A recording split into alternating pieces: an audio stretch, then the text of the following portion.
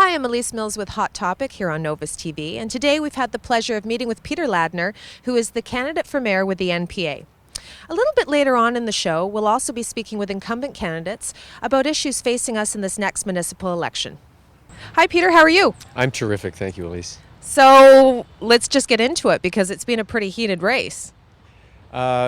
We're into the final stretch, and I'm having a great time. We got a great team and great plans for Vancouver, and we're looking for support. So what differentiates you from you to your opponent?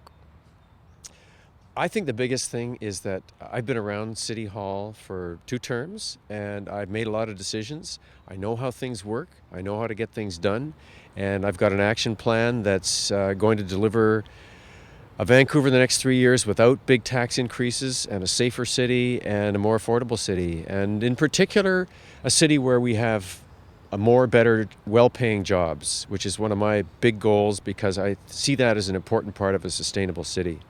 So, Peter, I noticed one of your platform planks was talking about crime and safety issues and neighborhood safety. Maybe you could talk a little bit about that. Well, everywhere I've gone, especially in the last 3 years, you go around the community and you find people are all really frustrated with the level of property crime particularly. And then when we see the gang crime, the shooting at Oak Ridge a while ago, I used to go there as a kid and buy school supplies and stuff. You couldn't send your kid to Oak Ridge now, you might get shot in the parking lot. And we've had enough of that, and we need some coordinated action to get rid of that with the police. But I think more at the street level, people are just frustrated. Everybody knows, everybody's either had a break-in or had their car broken into or stolen or knows somebody who has. And we take it as part of the background noise in Vancouver, but it's not good enough. It's driving our tourists away. It's making the city unlivable for a lot of people, and it's something that we should be able to solve. We seem to have that reputation. Why do you think that is? What makes Vancouver a target for that type of local crime? A lot of it comes from the drug problem, and that was why Philip Owen and the NPA brought in the 4 Pillars program to address the drug problem. But as long as we have people who are having to steal thousands of dollars a day to feed their addiction, we're going to have the problem. So you got to get to that problem. You got to have some relationships with the federal government, with the provincial government for treatment for people with mental illness, with addictions.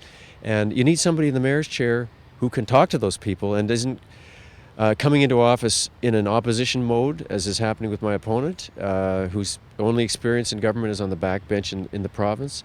And you've got to be able to say to them, we need these services, we're going to work with you, we're going to partner with you, and we're going to solve this problem. And then you need to also get some social housing. You've got to be able to put people indoors, and that's why the NPA has worked really hard. And we have 3,800 social housing units now, either under construction or on the way before the end of 2010. And that's all a big part of the problem, but you also, or the solution rather, but you also have to say, enough already. Like, we don't want Vancouver to be the only city in the world with an open drug market on the sidewalks, where you can walk around the sidewalks and see people dealing drugs, shooting up drugs, smoking up drugs. We shouldn't have to put up with that. As mayor, I will say that my pledge is we will eliminate the open drug market from the streets. Something, again, Gregor Robertson says he doesn't, that's not a priority for him. He wants to eliminate our attempts to do that. And we can do that in partnership with other levels of government dealing with the root causes. You touched on the NPA's drug strategy. Maybe you could explain that a little bit more to our viewers. Well, first of all, we have to understand that drugs are not the city's responsibility. Drug policy is not a civic issue. We need to provide some leadership, but the really big decisions are made, for example, with the supervised injection site. It's a Vancouver Coastal Health facility. It's it's funded by the province. It's got permission from the federal government, and the city's just a place where it happens. And I think my goal on drugs is that the ultimate goal should be abstinence. We got to aim to get people off the drugs. Zero tolerance. Well, as long as you're aiming to manage it and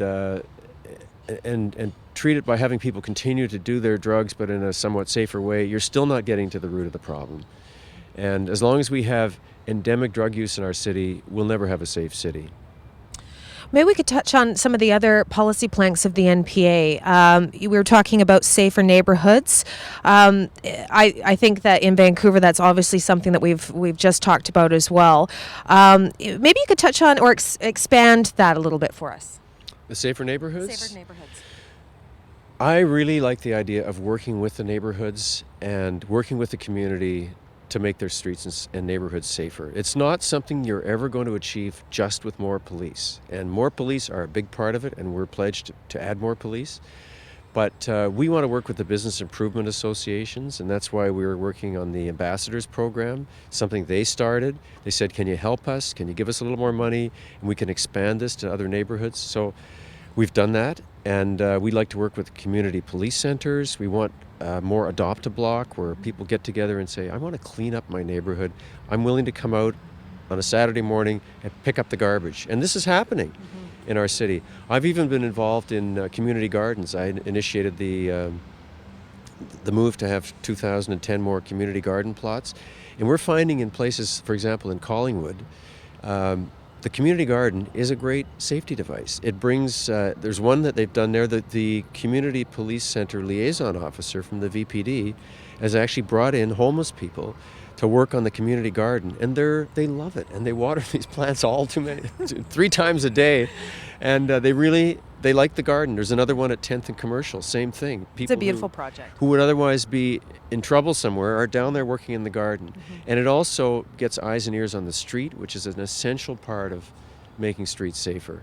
Well, we were talking to other candidates from the federal election, the provincial by-election, and the one thing that I think it was vocalized during those interviews was during this cycle where we're seeing economic downturns and people insulating themselves more and more. Do you think that's going to affect people getting involved in their communities, giving in a monetary type way, giving back to their community? It will definitely have an effect on donations. We're already seeing that with the Vancouver Foundation saying, help, we've run out of money.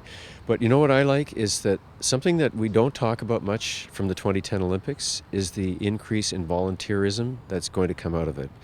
Right now, volunteerism is dropping off in our community. It's quite shocking. The latest numbers show that it's really declining. But we have 25,000 people signed up to be volunteers at the Olympics. And my goal with the Olympics, one of the legacies would be that at the end of it, people will be keyed up and engaged in their community, participating through the Olympics and saying, okay, now what can I do? And they will jump in there and help out a lot, because we're all going to have to work together to solve these problems. It's not something the city or the mayor can do. We've got to get the whole communities, all the communities working together, and engaging people as volunteers is a huge part of that.